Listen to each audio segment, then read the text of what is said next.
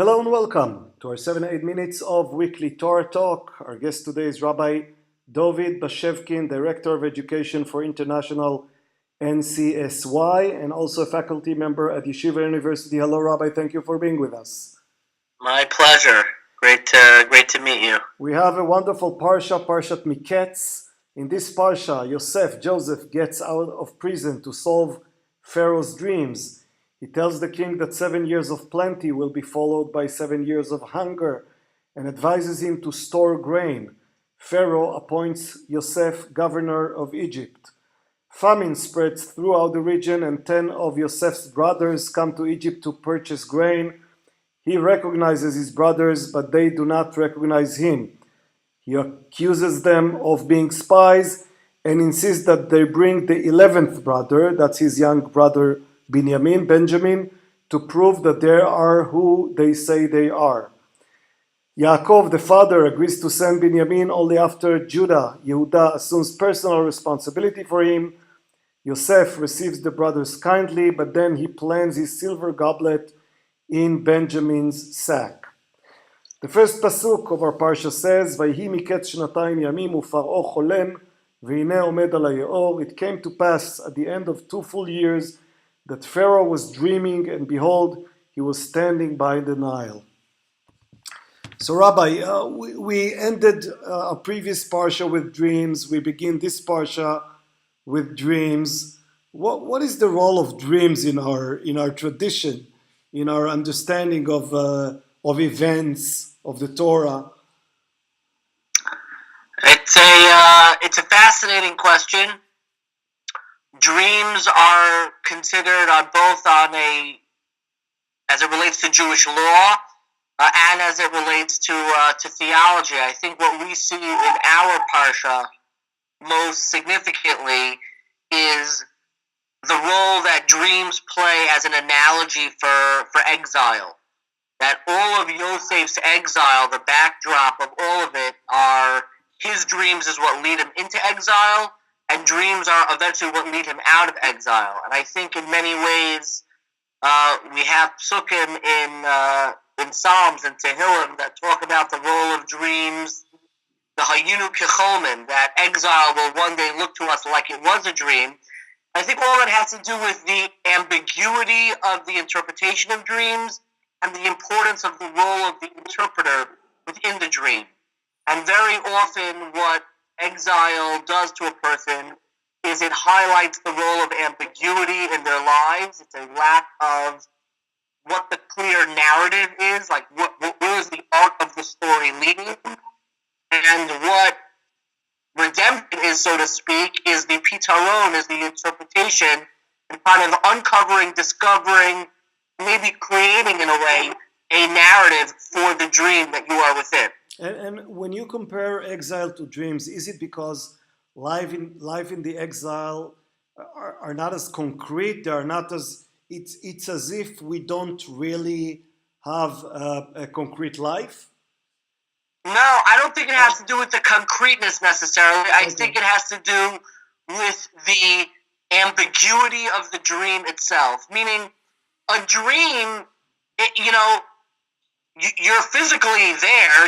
You're lying in bed, and it's taking place in your mind. It's taking place in your mind like many other forms of cognition take place in your mind, and like other sensations. I think that our faculties of interpretation and imagination are skewed when we're sleeping in a way that exile, our ability to interpret and understand the meaning and the narrative behind the situation we are in, is less clear. And in that sense, I think it's more like a dreamlike state. And nevertheless, what we see in Joseph is an ability to have a really clear view of a dream and what it means. Yeah, I think he was someone who realized the significance within dreams, and that allows him to kind of manage and have the resilience to get through periods of exile, and that he kind of kept along with him not only the dream, but he was an interpreter. So exile and that sense of confusion was not as debilitating.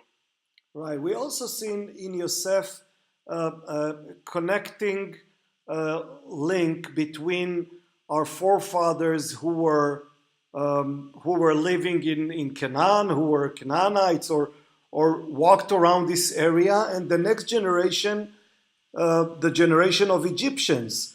He comes from the land of Canaan to Egypt, so he is the link between Yaakov maybe and Moshe, who's an Egyptian prince.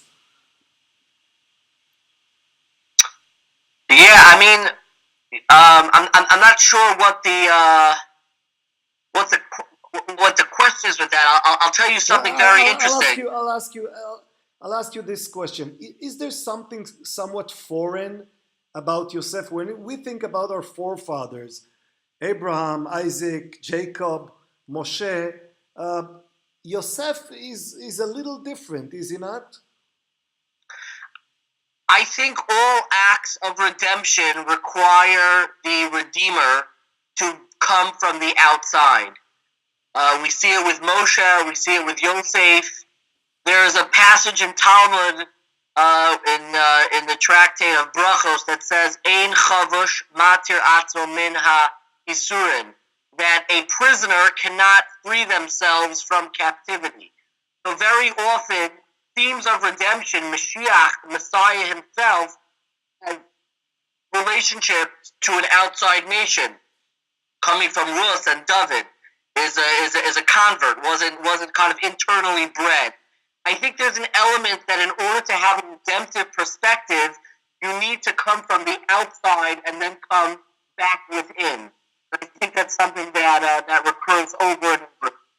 Is Yosef a likable person in any way? What a fascinating question. I think so. I think Yosef... I don't find him very... There's something about him that's very arrogant and distant. That's why I'm asking.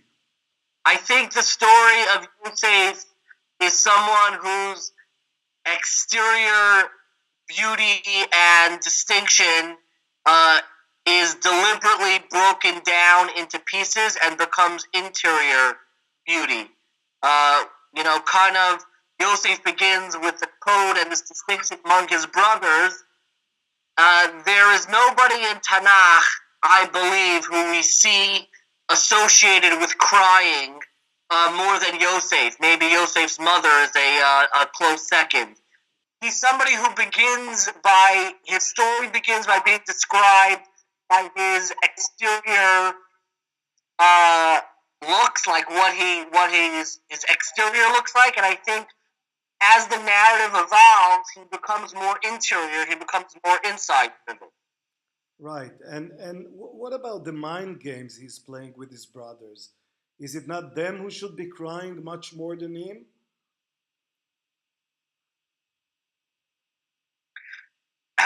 I reject the notion that he's playing mind games. I think Yosef was self-aware of the fact that he was part of a much larger story arc than maybe the brothers themselves had realized. Very often we have people in our lives who are stuck in a situation and don't realize the grand narratives that they are a part of. I think Yosef was in one of those situations, and that kind of comes back to the concept of dreams, meaning everybody was in the dream along with him, but only Yosef took this interpretation. He saw the grander narrative that everybody, in a sense, was a part of and where this was ultimately leading. And I think he felt a sense of responsibility to ensure that he was a responsible steward to that grand narrative. Well, in fact, when the brothers sort of apologized to him when they finally reconcile, he tells them that it doesn't matter. He was meant to be there. Yeah, that's an interesting apology. That is that apology, that final scene is worth examining closely. It's very interesting. Yeah, yes. This is for our next week's Parshat. So exactly. I don't want no spoilers. Rabbi, thank you so much. Shabbat Shalom and happy Hanukkah. Good Shabbos, Freilich and Hanukkah. It was a pleasure speaking with you. Same here. Thank you. Take care.